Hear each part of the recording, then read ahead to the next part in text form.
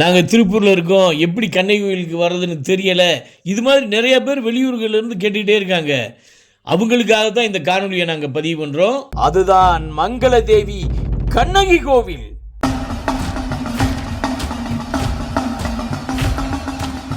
நாங்கள் திருப்பூரில் இருக்கோம், எப்படி கண்ணகி கோயிலுக்கு வர்றதுன்னு தெரியலை.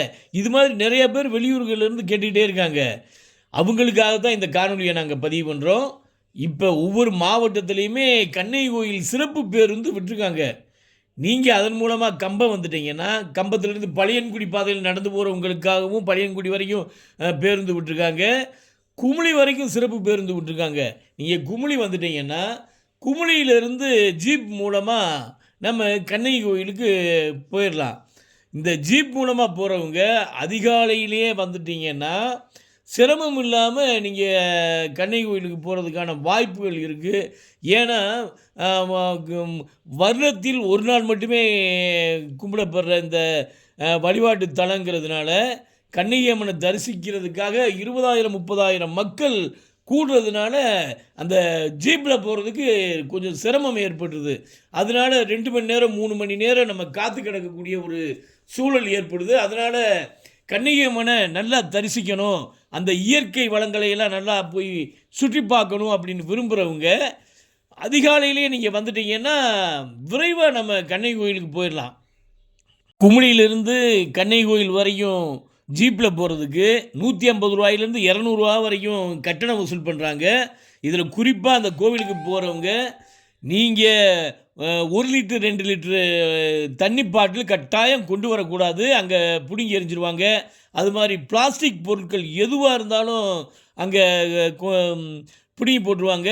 நீங்கள் எந்த ஒரு பொருள் பிளாஸ்டிக் பொருள் 1 லிட்டர்லேருந்து 2 லிட்டர் கேனு இது மாதிரி பிளாஸ்டிக் பொருட்கள் உணவுப் பொருட்கள் எது கொண்டு வந்தீங்கன்னாலும் அங்கே அதை பிடுங்கி கீழே போட்டுருவாங்க. அது வேஸ்ட்டாக தான் போகும்.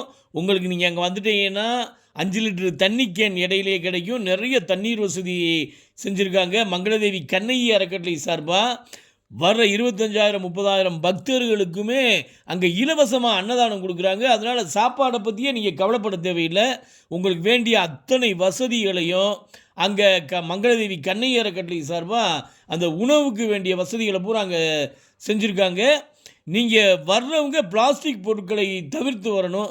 அது மாதிரி பார்த்தீங்கன்னா கேரள வனத்துறை சார்பாகவும் தமிழக வனத்துறை சார்பாகவும் இந்த பக்தர்களுக்கு வேண்டிய அத்தனை வசதிகளையும் செஞ்சு தர்றதுக்காக ஒரு மருத்துவ குழுவிலிருந்து எல்லா வசதியுமே அங்கே உங்களுக்கு என்னென்ன வேணுமோ, திடீர்னு ஒருத்தருக்கு முடியாமல் போயிடுச்சுன்னா அவங்களுக்கு வேண்டிய அத்தனை மருத்துவ வசதிகளையும் செஞ்சு தர்றதுக்காக தமிழக கேரள அரசு சார்பாக அத்தனை வசதிகளையும் அவங்களுக்கு அங்கே செஞ்சு தந்திருக்காங்க.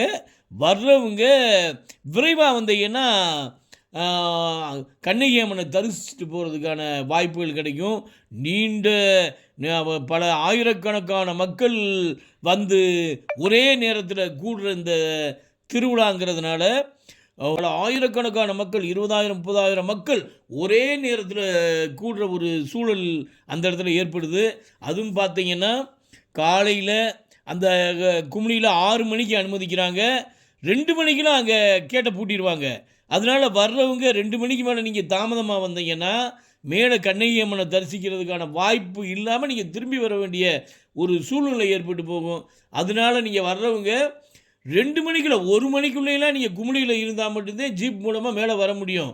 அதை நல்லா புரிஞ்சுக்கிட்டு வெளியூர்லேருந்து வர்ற பக்தர்கள் நீங்கள் வரணும், நாங்கள் வெளியூர்லேருந்து வந்துட்டோம், எங்களுக்கு கேட்ட திறந்து விடுங்கன்னா திறந்து விட மாட்டாங்க. அதனால் வெளியூர்லேருந்து வர்றவங்க இதை மனசில் வச்சுக்கிட்டு 1 மணிக்குள்ளேலாம் நீங்கள் குமுளியில் இருந்தால் மட்டும்தான் மேலே நீங்கள் வந்து ஜீப்பில் வர முடியும். அது மாதிரி பழையங்குடிக்கு வர்றவங்களுமே காலை ஒரு 11 மணி 11:30க்குள்ளே நீங்கள் வந்தீங்கன்னா தான் நடைப்பயணமாக உங்களுக்கு அந்த பழையன்குடி பாதை வழியாக நம்ம கண்ணகி அம்மனை தரிசிக்கிறதுக்காக நடந்து வர முடியும். இது 6.6 கிலோமீட்டர் கடுமையான ஒரு ஏற்றம் நிறைந்த பகுதி. அதனால் வயதானவங்கள்லாம் நடந்து வர்றது கொஞ்சம் சிரமமாக இருக்கும். அதனால் விரைவாக வந்துட்டீங்கன்னா பையாக கூட நடந்து மேலே வந்துடலாம். இதை மனசில் வச்சுட்டு வர்ற பக்தர்கள் நீங்கள் கண்ணகி கோயிலுக்கு வர்றவங்க இதை மனசில் வச்சுக்கோங்க. ஏன்னா அங்கே வந்துட்டு நம்ம திரும்பி வந்துட்டோமே அப்படிங்கிற ஒரு வருத்தம் எல்லாருக்குமே வந்துடும். அதனால் இதை மனசில் வச்சுக்கிட்டு பழையன்குடி பாதையில் நடந்து வரவங்களா இருக்கட்டும், இல்லை குமுளி வழியாக நடந்து வரவங்களா இருக்கட்டும், விரைவாக வந்துடுங்க. குமுளி வழியாக வரதா இருந்தால் 14 கிலோமீட்டர் நீங்கள் நடந்து வரணும். ஆனால் கேட்டில் உள்ள அனுமதி பார்த்தீங்கன்னா 1 மணிலேருந்து 2 மணிக்குள்ளே கேட்டை க்ளோஸ் பண்ணிடுவாங்க. அதுக்கப்புறம் மேலே அனுமதிக்க மாட்டாங்க. அப்படிங்கிறதுனால நீங்கள் விரைவாக வாங்க. நீங்கள் விரைவாக வந்தீங்கன்னா நடந்து வந்துக்கிட்டே இருந்தால் இயற்கை வளங்கள் அற்புதமான அந்த பெரியார் புலியர் சரணாலயத்தினுடைய அந்த இயற்கை எழில் மிகுந்த முல்லை பெரியார் அணைக்கட்டு தேங்கியிருக்க அந்த நீராதாரங்களை பூரா வனவிலங்குகளை பூராமே பார்த்துக்கிட்டு வரலாம். அந்த வருஷத்தில் ஒரு நாள் மட்டுமே கொண்டாடப்படக்கூடிய இந்த மங்களதேவி கண்ணகி தேவியினுடைய அந்த திருவிழா வாங்க. அங்கே வந்தால் கண்ணகி நீராடிய குளம் இருக்குது. நீர்ச்சுனையில் முங்குனாலே முற்பிறவியை நம்ம தெரிஞ்சுக்கிற அளவிற்கு அங்கே அந்த குளங்கள்லாம் இருக்குது.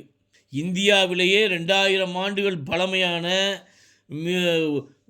மிகவும் இடிபாடுகளுக்குள்ளே இருக்கிற ஒரு வழிபாட்டு தலம். இந்த கோவிலை மீட்டெடுக்கணும், புனரமைக்கணும் அப்படிங்கிறதுக்காக நீங்களும் வேண்டிக்கங்க, நாங்களும் உங்களுக்காக வேண்டிக்கிறோம்.